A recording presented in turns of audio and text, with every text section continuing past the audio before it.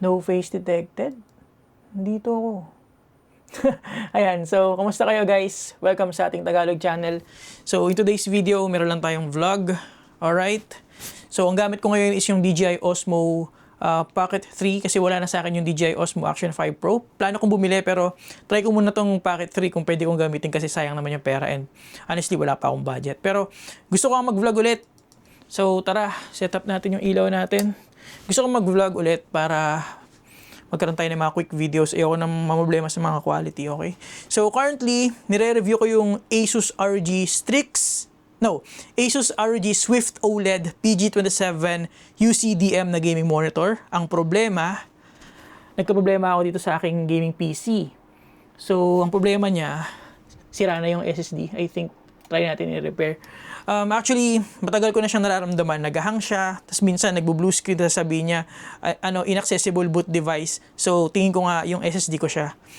Yung Kingston yun Kingston na, kalimutan ko yung SC3000 ata. Kalimutan ko na yung model name. So, ayun na nga.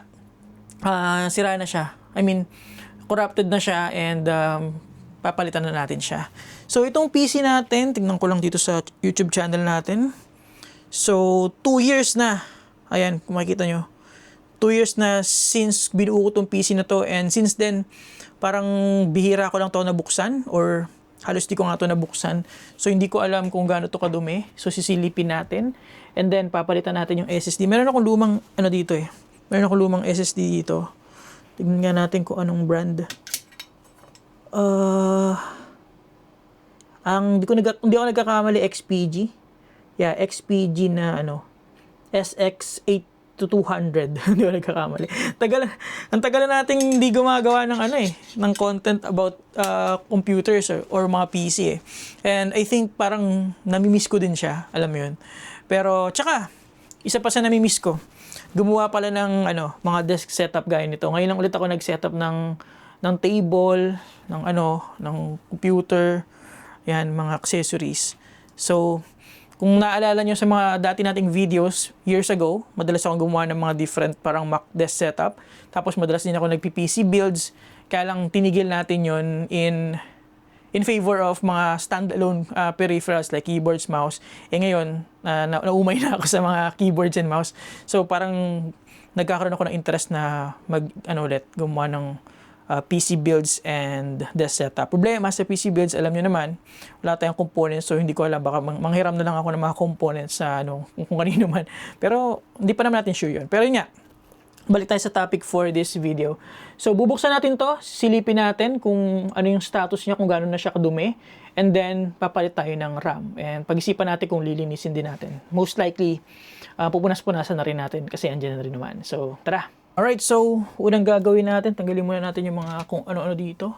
Tanggalin natin yung mga nakasaksak sa likod. Yan, dami ko nang nakalagay dito Yeah. Ang hassle, Delayed na nga yung pag-review ko ng monitor na to. Nasiraan pa ako ng computer, nasiraan pa ako ng SSD. Ay, tara, lipat natin to sa malaking table. So, gaya nga ng sinabi ko, gusto ko ulit mag-vlog. So, gamitin natin yung DJI Osmo Pocket 3. Hindi natin gagamitin yung ating main camera para hindi na tayo mag-isip-isip pa ng mga setup ka pa ng tripod, setup ka pa ng lens and all that. Pwede naman ganito. Okay, so tara, silipin na natin. Ready na ba kayo? So, I think this is the Cooler Master NR200P. Tingnan natin kung ano na yung status niya sa loob. So again, 2 years mahigit ko na itong di nabubuksan. Boom! Okay naman. It's not that bad actually. So kung titingnan nyo, daming ayan, daming dust. Kita nyo, di ba? Kung gusto nyo mapanood yung build nito 2 years ago or 3 years ago, check na lang sa ating main channel, hindi dito sa Tagalog channel, okay? Sa Tech B-roll channel natin. So ang dumi na niya. So this is the Super Broly PC, yun yung pangalan niya. Tanggal na nga din yung pagkit nito. Siya, custom cable mod na cable. Ayan, tapos naka-Nook Tuwa. Nalimutan ko na yung model name nito. Pero napakaganda ng cooler na to. Super reliable siya. Ilang taon na siya, 2 years mahigit, hindi ko mini-maintain, hindi ko nililinis, kita niyo naman. And hindi naman nasira, ang nasira lang sa kanya yung SSD eh. So, endurance na lang ng SSD yun. Pero, in terms of overall performance itong PC na to, okay na okay pa. So, yung graphics card nito is ROG Strix RTX 3070. Ayan. Tapos, meron tayong T-Force, Delta T-Force na RGB na memory. I think this one is 64GB. Parang 32 by 32. Tapos, meron tayong dalawang Noctua fan dito. And dito rin sa taas. Walang problema tong PC ko except dun sa SSD niya na bumigay na. So, yun lang naman. So, tara, baklasin ko muna yung graphics card. Try natin sundutin yung SSD kung matatanggal natin. Okay? So, let's go. So, alisin muna natin. Lagyan muna natin ng desk mat or mousepad para hindi magasgas yung ating wooden table. Kay Iron Meets Wood galing. Okay? Ayan. Tayo natin tanggalin yung mga components. Okay, tanggalin muna natin yung mga screws dito sa gilid. So, gusto ko nga actually din magpalit ng ng casing. Tagal na. Ang natipuan ko dati yung sa Deepcool, CH160 ata yun. Pero I didn't have the time. Hanggang sa nawalan na rin ako ng budget pambili. Pero yun. For now, NR200P muna tayo. Okay, so tanggalin natin yung screw. Dapat pala inuna ko muna yung mga cable, pero madali na yan. Mahirap lang magbaklas habang nagwa-vlog. So huling-huli na ako pagdating sa graphics card. Biruin mo meron ng 5090, di ba? Ako naka 30 series pa rin ako. So tanggalin ko muna yung graphics card. Ando sa likod ng kable yung likod ng kable yung sundutan ng graphics card. Yan ang mahirap pagka naka ITX ka. Ayan, natanggal ko na yung cable. Nasundot ko na rin yung yung kanyang lock. Kailangan ko na lang mailabas itong graphics card. Diyos ko po, napakasikip. Paano ko ba ito naipasok nung unang panahon? Hindi ko na maalala. So, tinanggal ko muna yung front panel. Tanggalin din muna natin yung SSD. May dalawang SSD pala dito na 2.5 SK Hynix ang brand. Okay din yan. Tagal na rin. Hindi rin siya nasira. Hirap pala mag-vlog ng isang kamay. Ayan. Ayun, dito ko pinadaan. Naalala ko na. Dito ko pinadaan yun. Di ako nagkakamali. Try natin kung magkakasya. Maybe. Pag ganyan.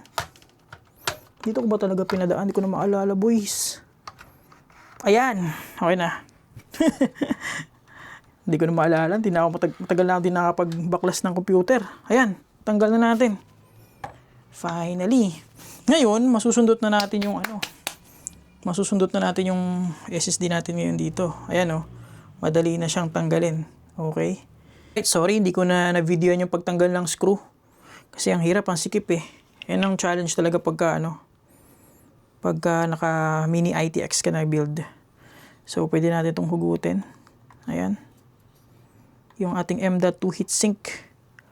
Sumama na nga yung niya. Tapos, ayan na yung ating Kingston. Tanggalin ko pa pala yun. Okay. Alright, so, ito na yung ating SSD na nasira. Kingston SKC 3000S. So, 1 terabyte pa nga ito. Sayang sayang naman. Uy, nabitawan ko ba? Taragis. Nadali. Sayang to Hindi ko nga alam kung ano yung mga nakalagay dito eh. Pero alam ko naman na hindi yun sobrang importante kasi yun yung gamit ko eh. Naka MacBook na tayo eh. Pang lang to eh. Pang Valorant ko lang tong PC na to. So, di ako masyadong concerned sa content yan. So, papalit natin is yung XPG SX 8200 na 512GB lang. Ito, subok ko na to. Yung mga first version nito, okay? Yung mga original. Kasi yung mga sumunod na manufactured nito, may mga problema daw yata eh. Pero ito, matagal na sa akin to. Hanggang ngayon, I think, okay pa. Hopefully. Kasi matagal na katago eh. So, kabit ko lang Alright, so nakabit ko na yung XPG. Cover na natin. Pag-isipan ko kung linisin ko pa yung mga fans.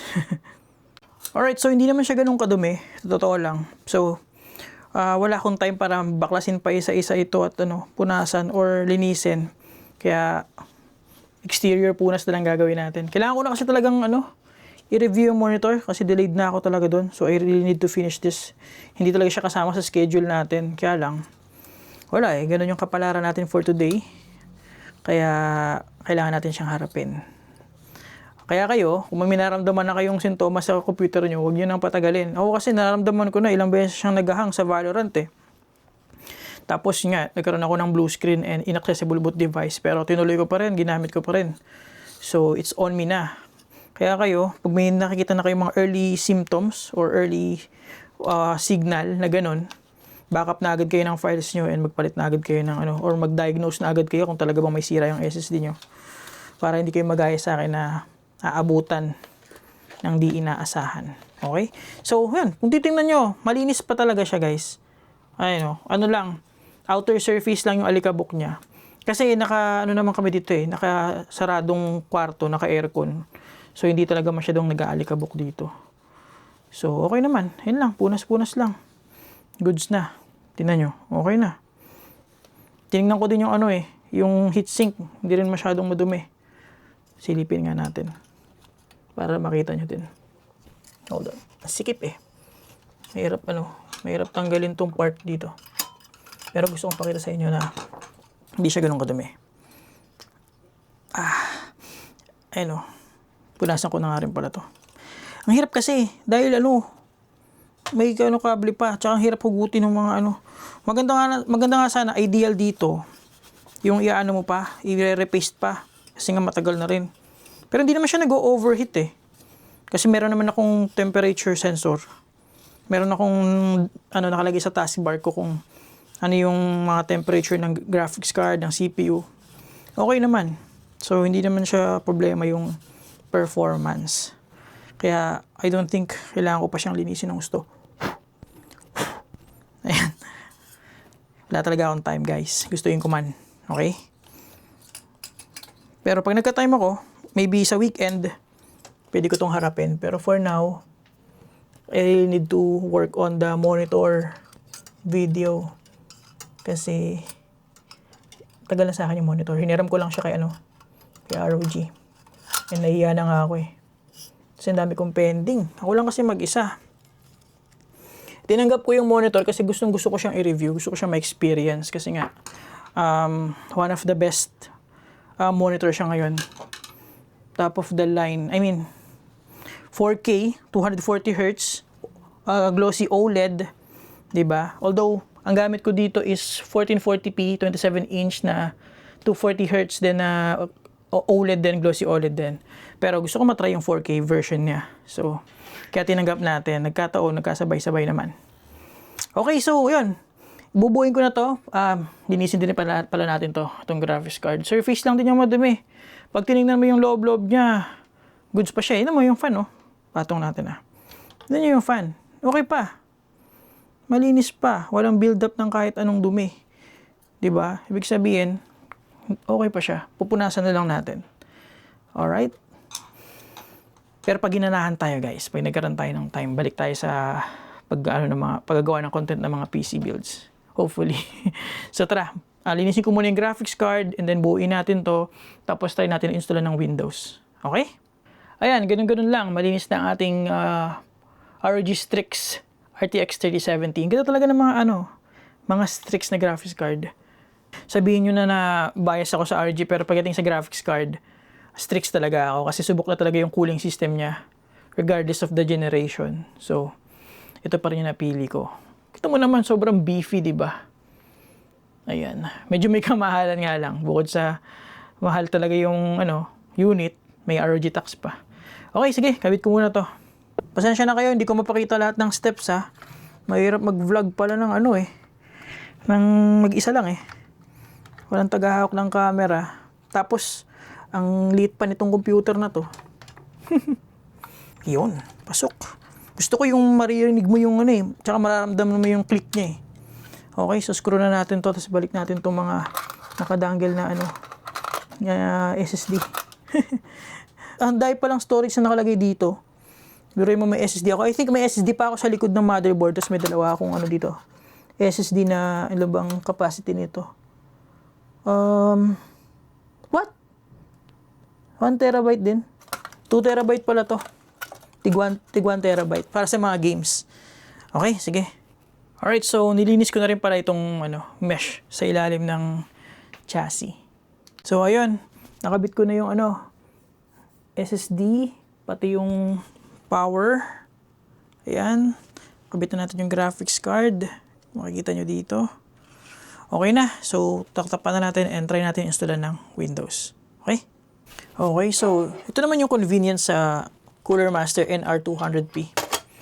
Madaling baklasin yung niya, casing niya, and madaling balik. Okay. Punasan na rin natin yung kanyang cover dito sa kabila. Nagkalat na ako ng alikabok sa loob. Gabi na kasi, madilim na sa labas. So, di ko na siya pwedeng gawin sa labas. Kaya nga sinabi ko, hindi ito intentional or hindi ito scheduled. Sadyang minalas lang talaga tayo today. Bit na natin. Yan. Alright. Alright, so lagyan na natin yung ating USB flash drive na may lamang Windows installation. So nagpalit lang tayo ng ng SSD. Pag ito hindi nag-boot, bawi next life. Ayan. So actually na-try ko na tong monitor na to. Sobrang F2 or delete. Na-try ko na yung monitor na yan. Ang ganda talaga niya pang gaming. Sobrang solid talaga. Alright, so lagay natin sa flash drive yung ating boot number 1. Okay. So, installan ko muna ng Windows. Balitaan ko kayo later. Okay?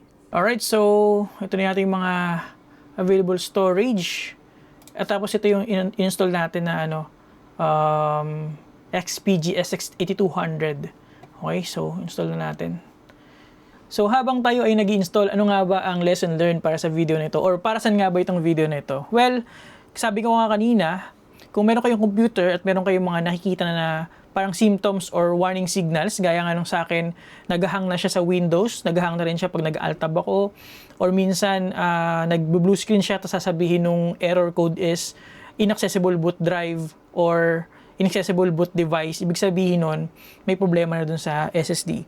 Now, over time, ang mangyayari doon, ma-force ka na mag-auto power or i-force shutdown mo na kasi hindi nga na nag-respond yung computer mo. And pag pinabayaan mo yun, pag gagaya ng ginawa ko, force shutdown, na corrupt na yung OS. So, wala na akong magagawa doon. So, kailangan ko na lang palitan, mag-format ng panibago. So, yun yung pinaka-lesson dito. And aside from that, isa rin sa mga lesson is, of course, huwag nyo hayaan na umabot ng 2 to 3 years yung computer nyo bago nyo silipin or linisin.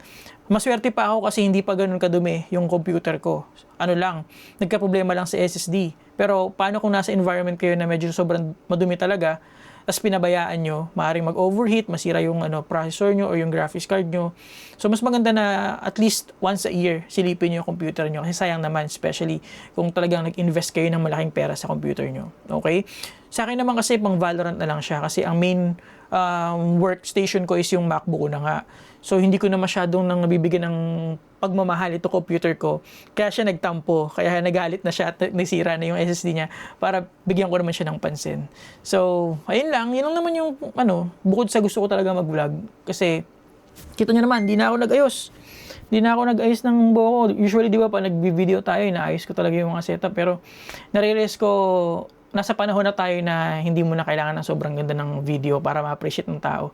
As long as may nabibigay ka naman na information, may nabibigay ka naman na, may nasi-share ka naman experiences sa mga tao. So, yun yung gusto kong i-apply sa mga videos natin. So, expect more videos na ganito na, kumbaga, bara-bara lang, pero at least, chill lang, hindi mo kang scripted, hindi mo kang talagang, alam mo yun, pinagbusisian ng mabuti. Ewan ko kung nagkakaroon ako ng sense, no? So, aside from that, yun nga, gusto ko talaga na pag naisipan ko gumawa ng content, mga behind the scenes na gaya nito, buhatin ko lang tong DJI Pocket 3 ko and then record lang. Kasi usually, pag gagawa ko ng content, isipin ko pa, setup ko yung mirrorless camera ko, kung ano yung lens na gagamitin ko, ano yung ilaw na gagamitin ko, di ba? At the end of the day, hindi na ako gagawa ng content kasi nakakatamad. Pero ito, kung bubuhatin ko to, pakita ko lang sa inyo kung ano yung ginagawa ko, pangit o hindi yung quality, as long as naintindihan nyo naman. And Tagalog din, so relatable sa inyo mga Pilipino, di ba? Yun lang naman, gusto ko lang share sa inyo yun. In the future, meron pa tayong mga iba pang content na maabangan dito. Nagpaplano akong gumawa ng video pala about sa minivan. Kung nakikita niyo yung mga post ko sa Facebook, nag-i-introduce na ako kasi bala ko kumuha ng minivan. So kung may mga interesado sa inyo sa minivan, baka lasunin ko din kayong kumuha ng minivan. Tignan natin. Actually, ongoing na yung build ng minivan ko. Nihintay ko pa kung kailan ko makukuha. So, bago ko makuha yon, gagawa na ako ng content para ma-share sa inyo yung mga details ko, ano ba yung mga na-research ko, saan magandang magpa-build, ano yung mga kailangan mo isipin, magkano, ano yung mga troubleshooting, ano yung mga dapat mong intindihin bago ka mag-decide. Kasi hindi siya para sa maselan. Ano siya komplikado siya and hindi siya pwede sa mga maaarte. Okay? So yun lang, preview lang siya ng mga gusto ko pang gawin dito sa channel natin.